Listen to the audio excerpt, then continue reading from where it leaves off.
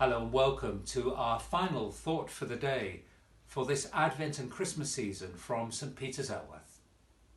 We've met many characters whose lives were changed forever by the events of that first Christmas. Prophets of old, shepherds, wise men, a faithful family, angels, and indeed the Son of God, who gave up the glory of heaven to be born as one of us. In all of them, we find a message of hope and joy, even when lives are hard and tough. But in our final character, we find a warning that earthly wealth and power can blind us to God's promises and eventually lead us to despair, despicable acts and destruction. King Herod had everything: wealth, power and status. He wasn't a king by birth, but had been placed on the throne by the powers in Rome and ruled for nearly 40 years. His rule was marked by heavy taxes on the Jews and the use of conscripted, poorly treated labour who built massive public works projects such as palaces, roads and aqueducts. Paranoid about losing power, he was ruthless when rumours of plots to unseat him arose and had many of his family and his friends executed. But he wasn't foolish.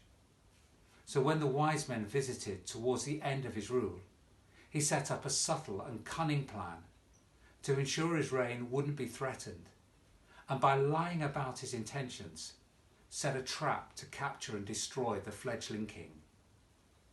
But the plan failed. God's plan wouldn't be thwarted by a powerful earthly force. And when Herod realised this, he flew into a rage and ordered a 2-year reign of massacre of all the baby boys in Bethlehem and the wider region. And what was Herod's fate for not recognising who this Christmas child was? Death.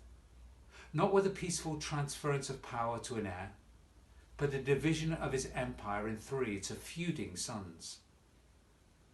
This last character of the Christmas story, who we meet in the 2nd chapter of Matthew's Gospel, stands in sharp contrast to the other characters we have met and warns us that if we put our hope and priorities in the wrong place, no matter how alluring they are, in the end they will let us down.